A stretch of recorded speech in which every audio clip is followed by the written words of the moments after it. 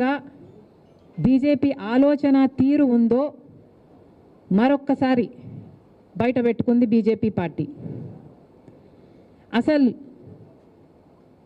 వక్ఫ్ bill amendment ముస్లింల మేలు కోసం చేస్తున్నామని చెప్తున్నారు. కానీ అమెండ్మెంట్ చేసిన ఏ ఒక్క అంశంలోనైనా ముస్లింలకు మేలు జరుగుతుందా? ఒక్కటంటే ఒక్క క్లాస్లో కూడా ముస్లింలకు మేలు జరిగే క్లాస్ లేదు. అసలు సమస్య లేనప్పుడు, సక్రమంగా నడుస్తున్నప్పుడు, అవసరమే లేనప్పుడు కేవలం వక్ఫ్లో ఉన్న భూముల్ని వాళ్ళ కాకుండా చేయటానికి పన్నిన కుట్ర ఈ వక్ఫ్ బిల్లు అమెండ్మెంట్. అసలు బీజేపీ వైఖరే ఇది. బీజేపీకి తెలిసిన రాజకీయమే ఇది.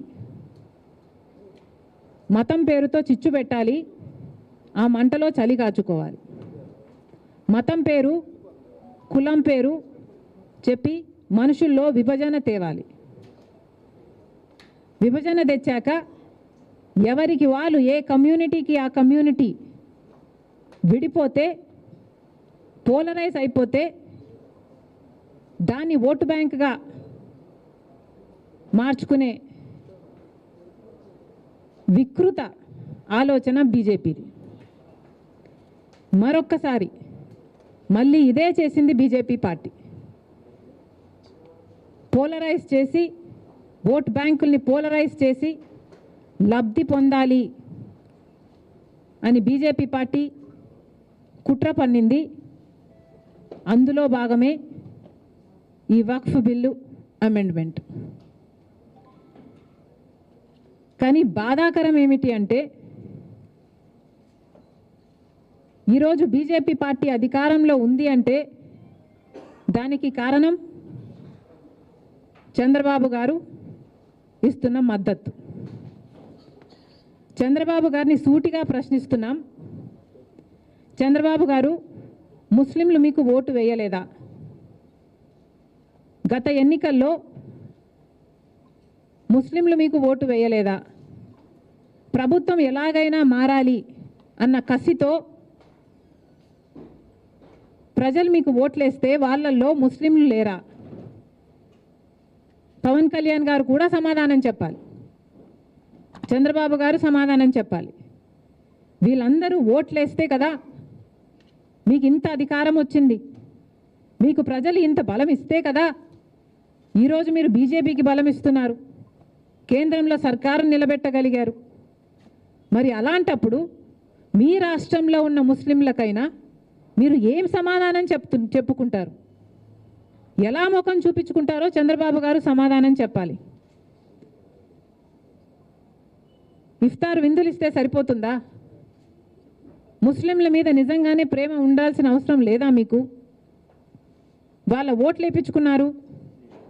ఒక పక్కేమో ముస్లింలకు అన్యాయం జరగకుండా చూస్తామని చెప్తున్నారు, కానీ మీ ఊసరవెల్లి రాజకీయాలు ఇంకో పక్కేమో విప్పు జారీ చేసి మరి వక్ఫ్ బిల్లు అమెండ్మెంట్కి మద్దతు ఇమ్మని చెప్పారు.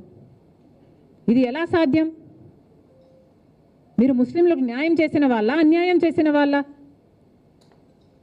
ఇఫ్తార్ భోజనంలో మీరు ముస్లింలకే విషం పెట్టిన వాళ్ళు. ఈరోజు ముస్లింల ద్రోహిగా మిగిలిపోయాడు చంద్రబాబు గారు. ఇది సామాన్యమైన విషయం కాదు.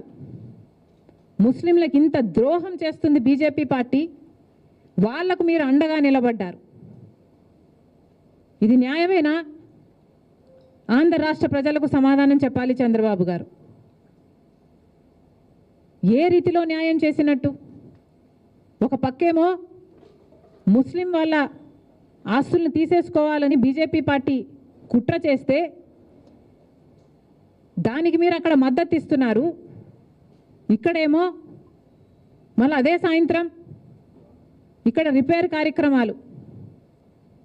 మేము ముస్లింలకు అండగా నిలబడతాం, ముస్లిం బిడ్డలకు చదువు చెప్తాం, ముస్లిం ఆస్తులను కాపాడుతాం, ఎవరిని నమ్మించే ప్రయత్నం చేస్తున్నారు చంద్రబాబు గారు? మీ ద్వంద్వ వైఖరి